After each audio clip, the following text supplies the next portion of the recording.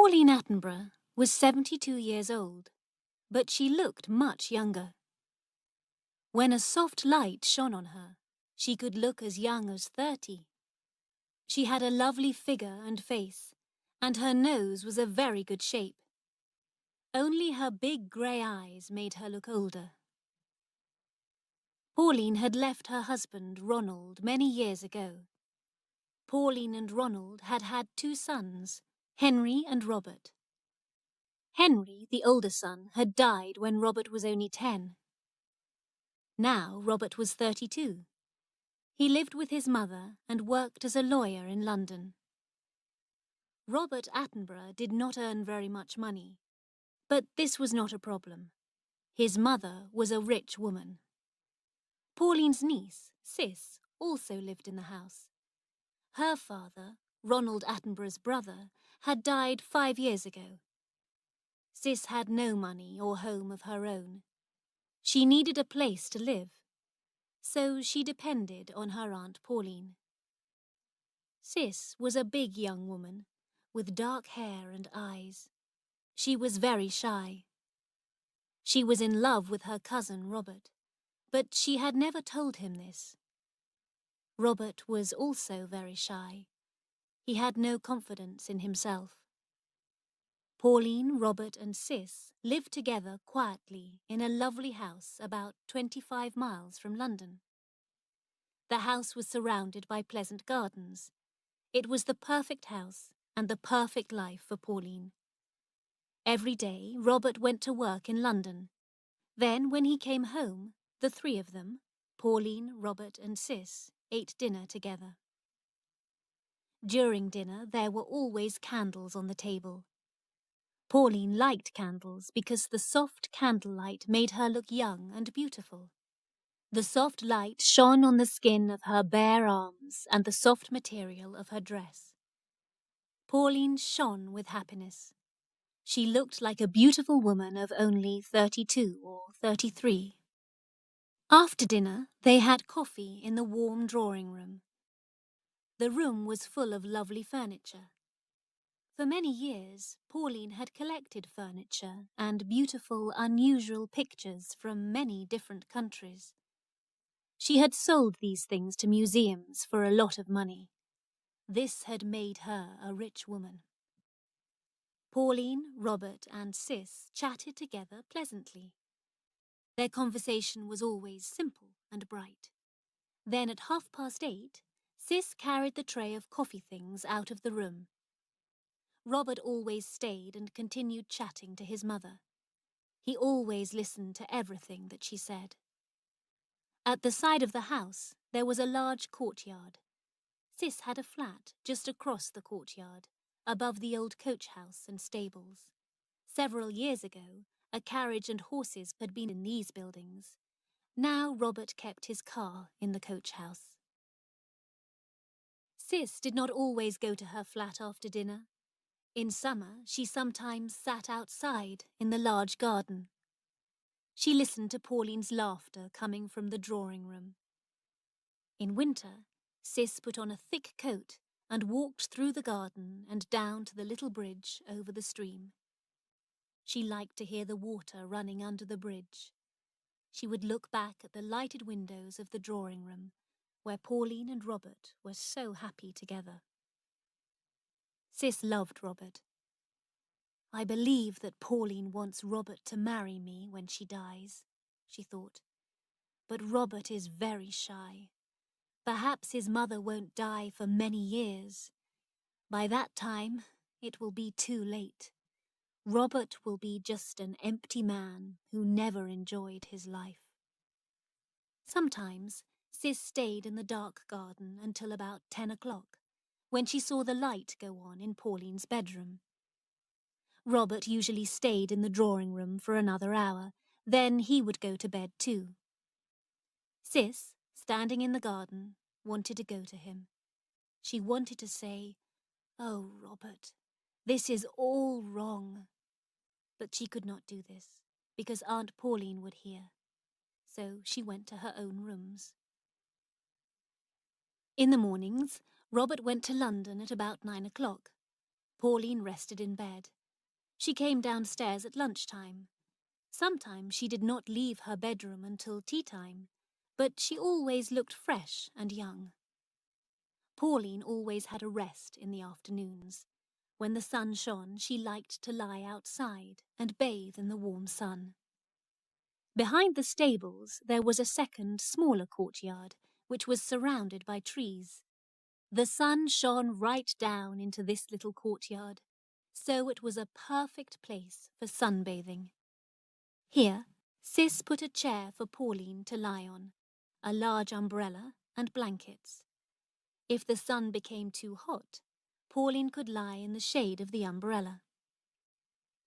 One afternoon, Sis decided to sunbathe too. She found a ladder and climbed up onto the flat roof of the stables. Then she lay down on a blanket in one corner of the roof. The sun shone brightly here, and it was very hot. Sis was above Aunt Pauline, who lay in the little courtyard below.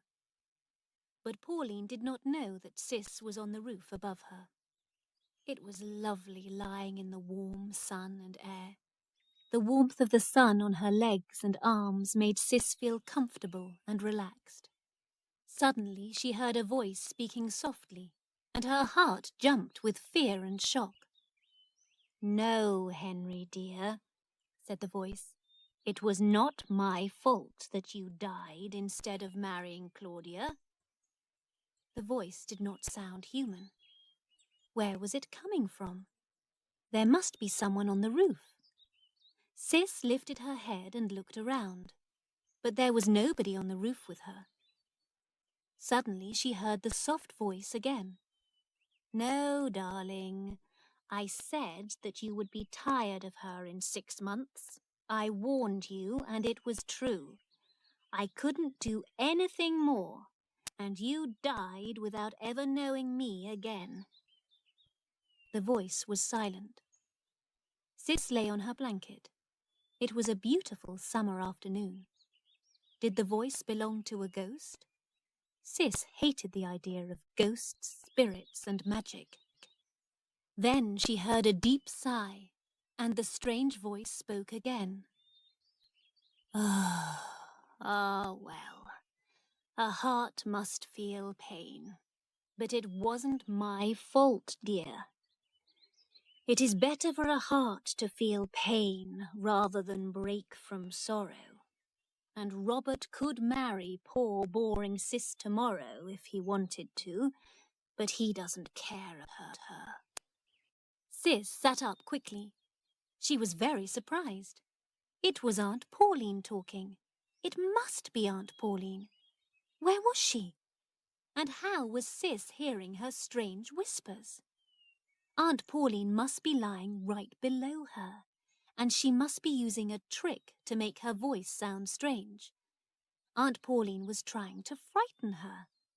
Sis was still afraid, but she was now thinking more clearly. Sis lay down again. She knew the story of Henry, Robert's older brother. Henry had been in love with Claudia, a beautiful young actress, but his mother had been against Claudia and had laughed at Henry. Henry had become ill with a brain disease and died at the age of 22. "I think that I should get up now," the voice was saying. "I've had enough sun. A woman might live forever if she has enough sun, love, and good food. I truly believe a good life will make me live forever." "That is certainly Aunt Pauline's voice," Sis said to herself. "How horrible! I'm hearing Aunt Pauline's thoughts." Sis turned and looked down in front of her. She was staring at a hole in the corner of the roof. The lead gutter, the pipe for taking away the rainwater, went down into this hole. The water then came out of the rainpipe near the ground. Suddenly, a sigh and a whisper came out of the hole. Well, Pauline, get up. You've had enough sun today." Now Sis understood. Aunt Pauline was lying below her, and the rain pipe was carrying her voice up to the roof. Aunt Pauline was speaking her thoughts aloud. She did not know that the sound of her voice was going up to the roof. So Aunt Pauline was feeling guilty about Henry's death. He had died, and she thought that it was her fault. Sis believed that Pauline had loved her big, handsome son, Henry, more than she loved Robert. Henry's death had been a terrible shock for Pauline. She only loved Robert because Henry was dead. Sis put on her clothes, picked up her blanket, and carefully climbed down the ladder. As she went down, she heard her aunt calling, "All right, Sis?" The lovely lady had finished sunbathing. She was returning to the house. Sis went into the small courtyard. She picked up Pauline's blankets and the chair and put them in the house. Then she looked for the opening of the rain pipe. She found it in the corner of two walls of the stable building. The mouth of the rain pipe was almost hidden by the leaves of a plant on the wall. When Pauline sat in her chair and turned her face to the wall, her mouth would be near to the rain pipe. Sis had heard her aunt's voice. No ghosts, spirits, or magic had made the voice. That evening, after they had drunk their coffee, Pauline stood up. "The sun has made me so sleepy today," she said. "I shall go to bed now. You two sit and chat." When Pauline had gone to bed, Sis turned towards Robert. "Do you remember your brother Henry?" she asked him. Robert looked at her in surprise. "Yes, very well," he said. "What was he like?" asked Sis. "Tall and handsome, with soft brown hair like Mother," Robert said. "Women liked him. Henry was very happy and clever." "Did he love your mother?" "Very much," Robert said. "She loved him too, more than she loves me." "Robert," Sis said, "do you like me?" Sis saw Robert's face become pale. "Yes," Robert said, "I like you very much." "Will you kiss me?" "Nobody ever kisses me," Sis said. Robert looked at his cousin with fear in his eyes. Then he stood up and kissed her gently on the cheek. Sis held Robert's hand and pressed it against her breast. "Come and sit with me in the garden," she said. "But what about Mother?" he said. He was nervous and shy. Sis smiled a little and looked into his eyes. Suddenly Robert's face became red. A few minutes later, she left him and went to her flat. The sunny weather continued. It was now July. Every afternoon, Pauline sunbathed in the small courtyard, and Sis lay on the roof above the stables, listening. But the sound of Pauline's voice did not come up the pipe again. After dinner in the evenings, Sis waited in the garden. She saw the light go on in her aunt's bedroom. She saw the lights go out in the drawing room. She waited, but Robert did not come into the garden. Then one night, he came out and walked towards her. Sis stood up and walked softly over the grass to him. "Don't speak," Robert whispered. They stood together, looking up at the stars in the dark sky. "How can I ask you to love me?" he said. "And how can I marry? I haven't made much money, and I can't ask my mother for money." "Then don't worry about marrying yet," Sis said. "But do love me a little." Robert gave a short laugh. "It's hard to begin," he said. They sat down, and he held her hand. At last she said good night, stood up, and went indoors. The next day, Sis lay on the roof sunbathing. Suddenly she heard her aunt's voice from the hole in the lead gutter. First, Pauline spoke in Italian. Then she spoke in English. "No, Robert, dear," said Pauline's voice. "You will never be the same kind of man as your father. But you look like him. Mauro was a wonderful lover. Mauro, Mauro, how you loved me." The voice stopped speaking. Cis realized that her aunt had a secret. Pauline's husband, Ronald, had not been Robert's father. Robert's father had been an Italian man called Mauro. "I'm disappointed with you, Robert," continued Pauline's voice. "Your father was a priest, but he was the best lover in the world. You are like a cold fish, and Cis is like a cat who is trying to catch you." Cis suddenly put her mouth near the hole in the rainpipe and spoke. "Leave Robert alone," she said in a deep voice. "Don't kill him too." There was a silence. The hot afternoon sun shone on the flat roof of the stables. Cis listened, with her heart beating quickly. At last she heard her Aunt Pauline whisper the words, "Did someone speak?" Cis spoke again into the hole of the lead gutter. "You killed me," she said in a deep, terrible voice. "Don't kill Robert too." "Ah!" said Pauline, giving a little cry. "Who's speaking?" "Henry," said Cis, in the same deep voice. There was silence again. "I didn't kill you, Henry," said Pauline. "No, no, Henry, it wasn't my fault. I loved you, my dearest boy. I only wanted to help you." "You killed me," Cis said in the deep voice. "Now let Robert live. Let him go. Let him marry." "Henry," said Pauline, "are you a ghost? Have you come to punish me for your death?" "Yes, I have come to punish you," said Cis, in a terrible, frightening voice. She was very angry with Pauline. She felt that her anger was going down the rainpipe to her aunt. At the same time, she almost laughed. This was a very funny conversation. Cis lay and listened.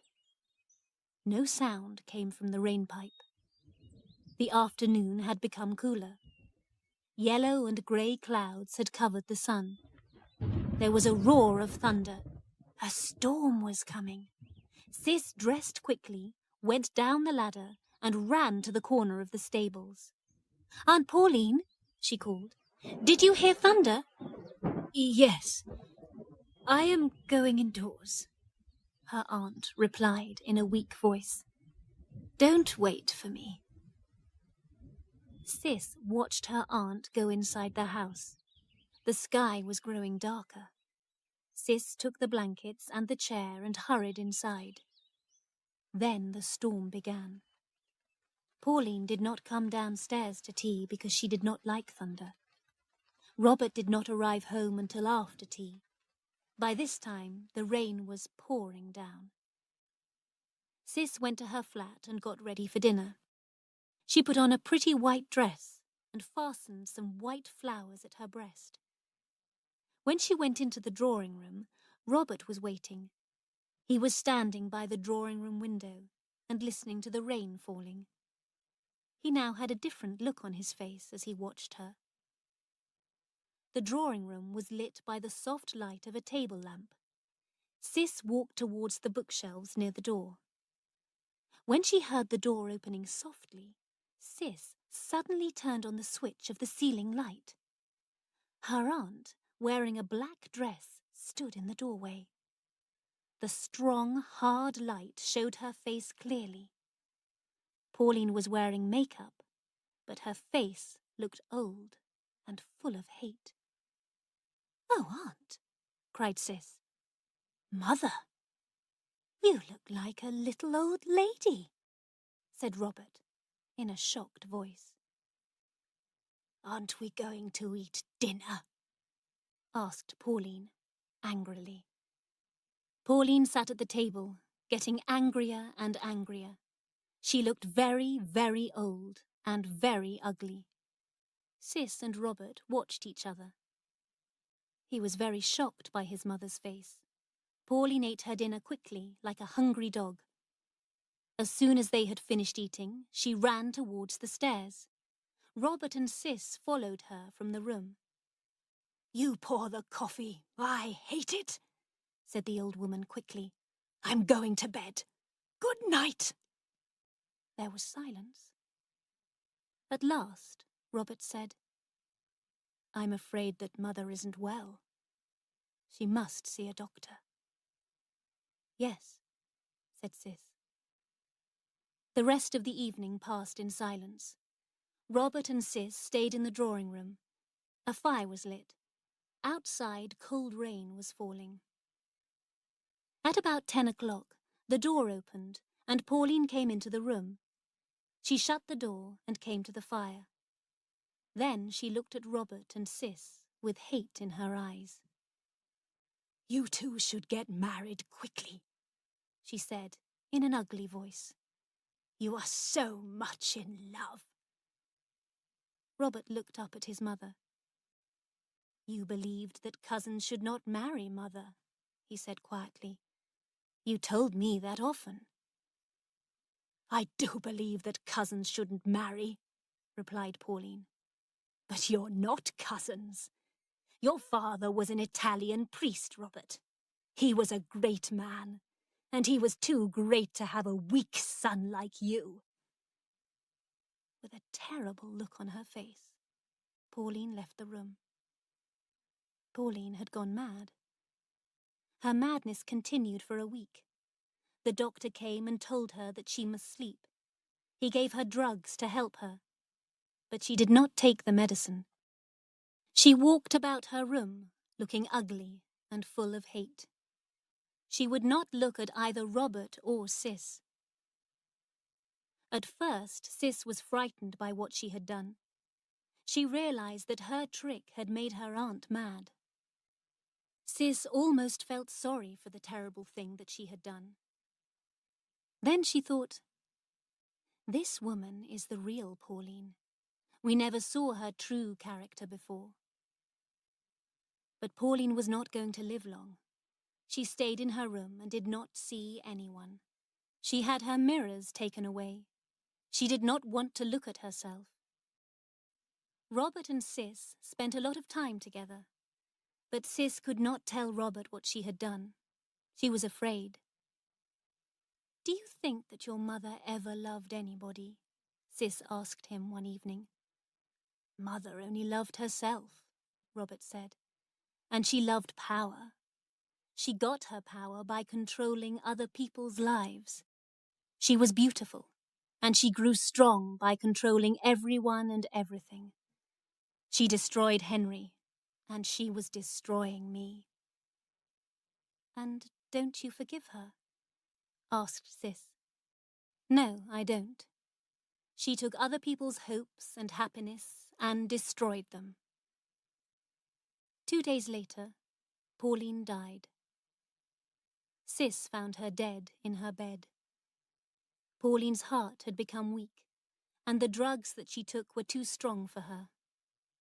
But after her death, Pauline got her revenge on her son and her niece.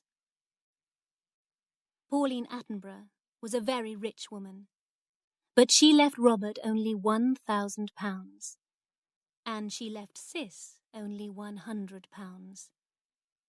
The rest of her money went to a museum. She had built a museum and given it her own name, the Pauline Attenborough Museum.